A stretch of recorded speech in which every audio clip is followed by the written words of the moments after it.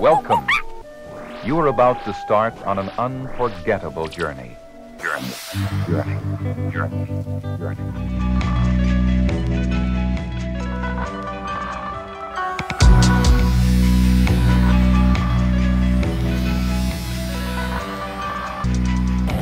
Bože, já jsem to pokak.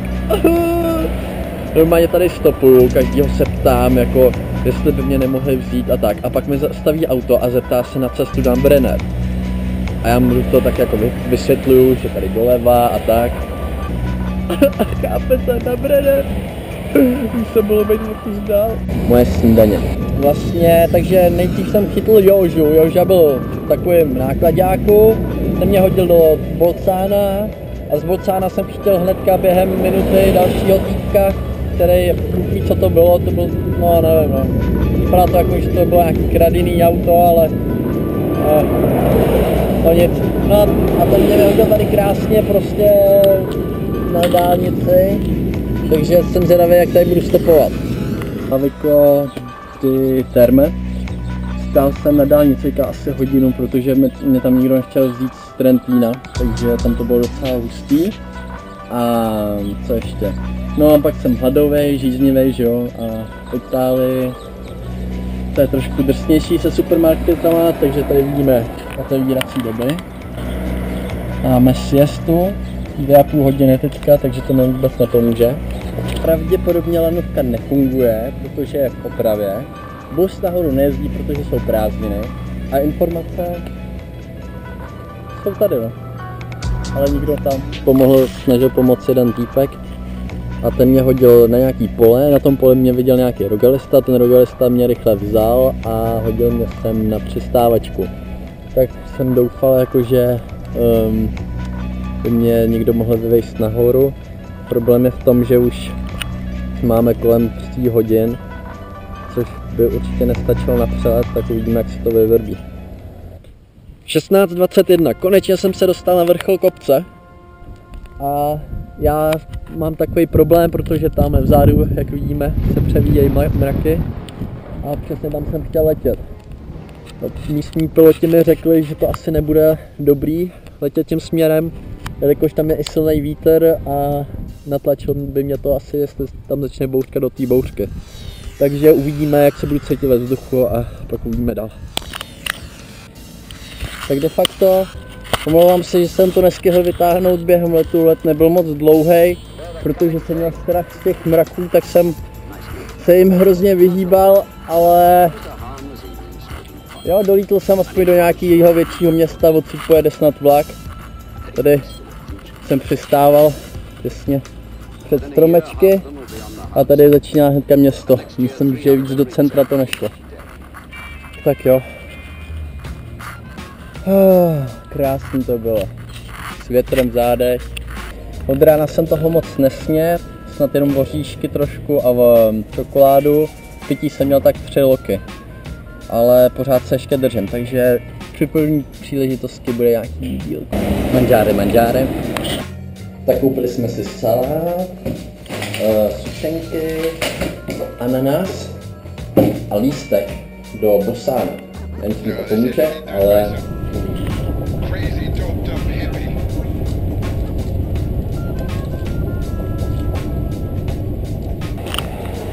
Takže Bassano della Grappa. Dorazili jsme sem a zjistili jsme, že tady odsud nejezdí nic do Aviana, minimálně ne teďka. A pokud by něco mělo jet, tak to bude za takových 500-600 korun, což to se mohlo jet rovnou napřímo a došlo by mě to levnit. Hlavně, že italský dráhy jsou prý nejlevnější. Super. No, tak to tak nevím. Noční stopování bude drsný. Hele, benzínka! Ale zavřeno. Tam jsem se dostal Montebelluna a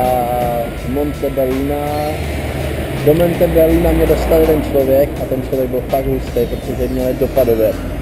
Já jsem ho stopnul, když jsem byl tam potřebuju a on to kvůli mě otočil a vezl mě asi 30 kiláků prostě druhým směrem. Fakt hustý týpek.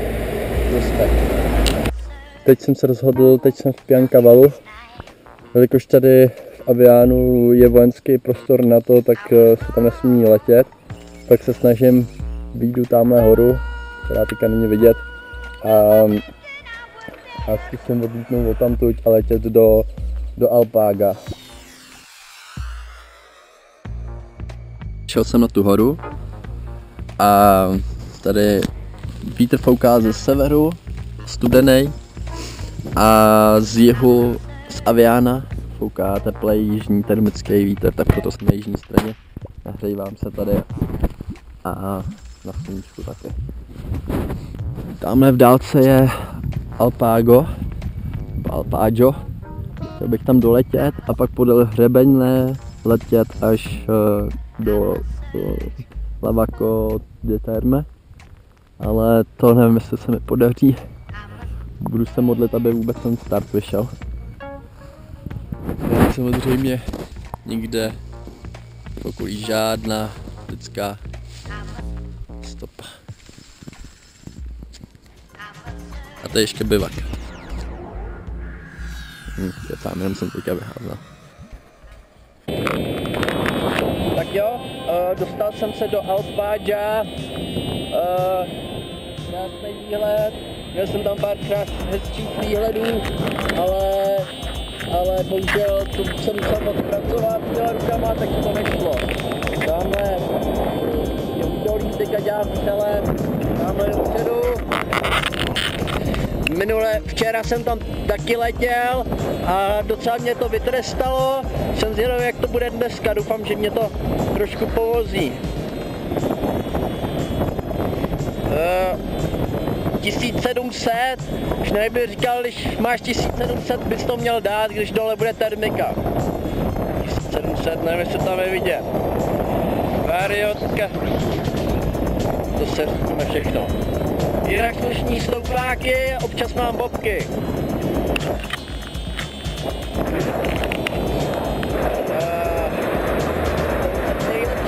To je nejlepší část letu. Nemusíš pracovat, jenom se tak veze.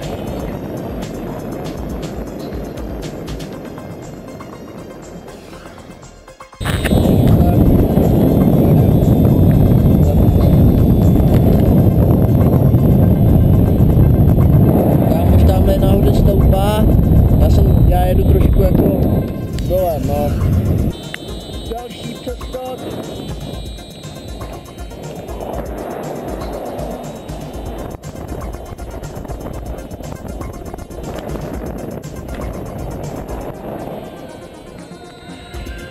Pohodička, to začíná být klidnější.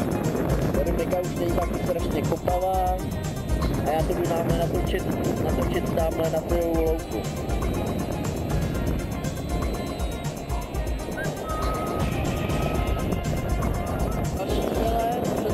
Tady je asi nejhorší, mám nejmenší výšku.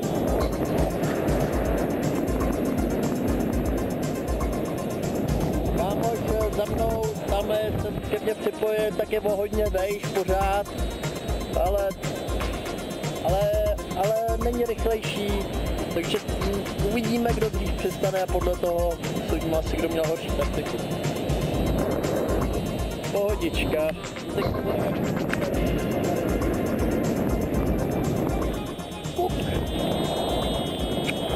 12 všechny moc rád.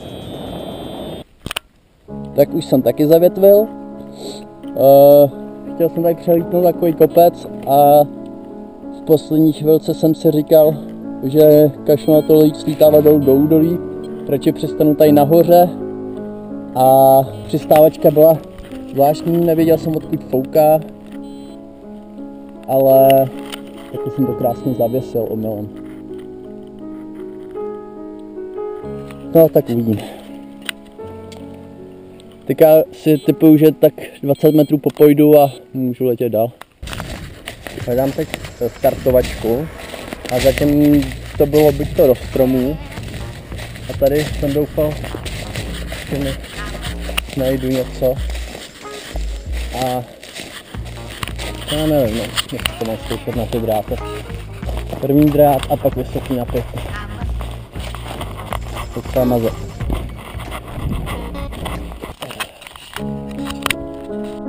Já nevidím, jestli ty dráty vidíte.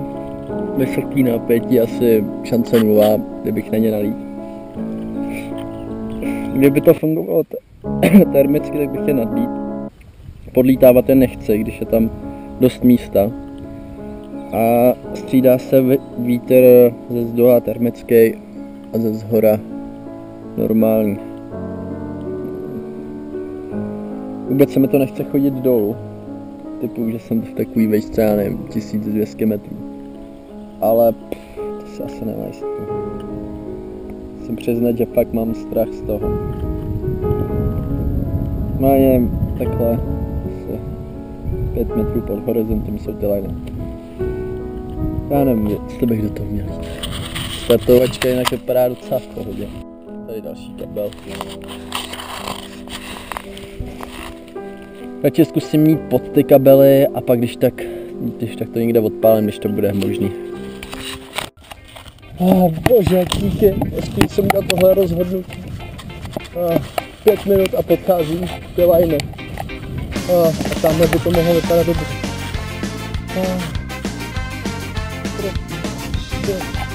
To bylo tak dobrý rozhodnutí. Díky. Tak tohle vypadá už trošku líp. To snad vylítnem.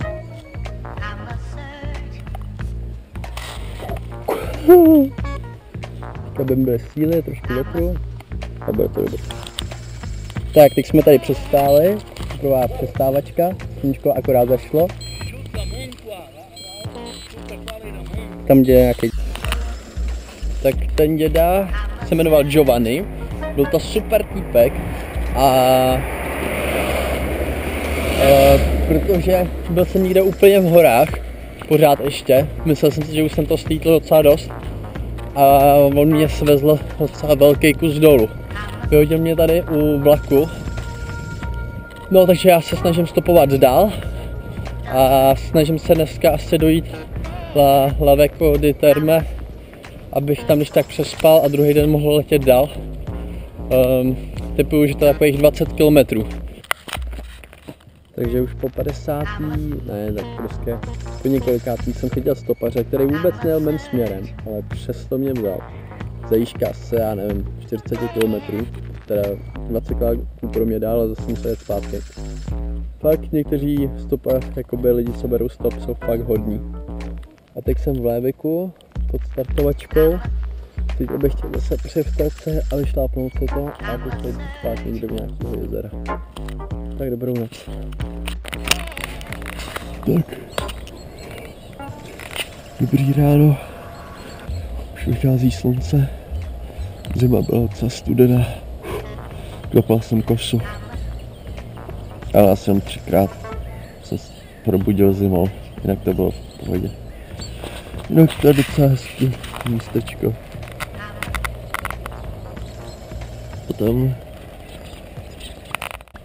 A tamhle Big Fish.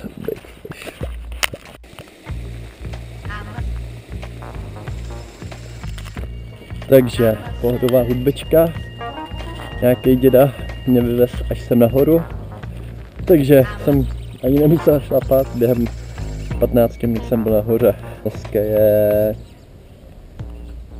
už středa, dneska bych chtěl dorazit do Innsbrucku, uvidíme. Potom, co jsem tady využil místní záchod na to, abych se trošku osprchoval, tak jsem se rozhodl si dopřát. Dobrou chuť.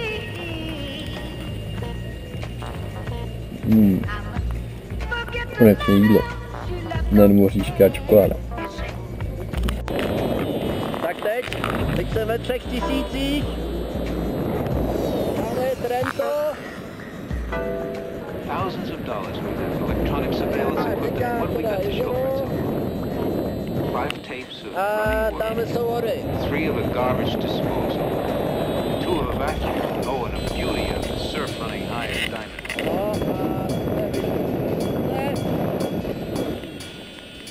A já doufám, že někam doletím, no. Vyplatilo se to čekat chvilku. Sice lepší by bylo letět na východ, ale Tak uvidíme, no.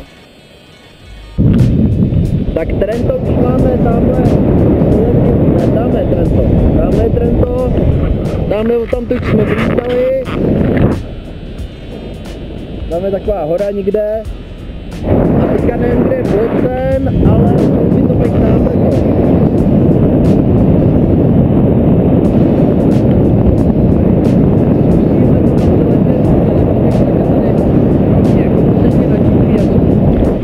Tak jo, zatím čus. Tady na těch jsem to vytočil. Za mnou jsou ještě jedny.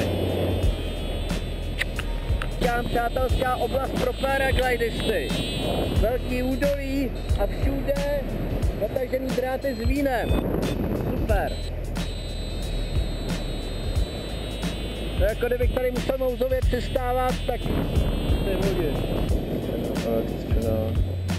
Fuck it.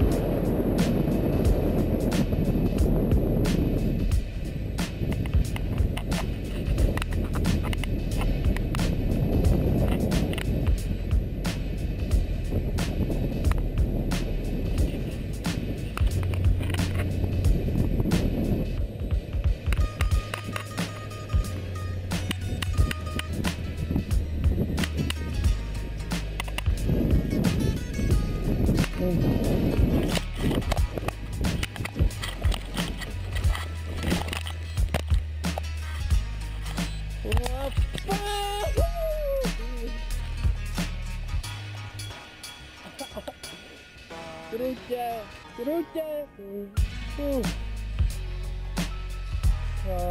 Díky za tohle kus trávy. Super. What was that? Am I hearing things? Did anybody hear that laugh? Yeah, I did. So did I. Tak jo, jsem happy, že jsem to přežil. Do té vody, kdybych spadl, nebo na ty dráty, na to víno, tak nebo na elektřinu.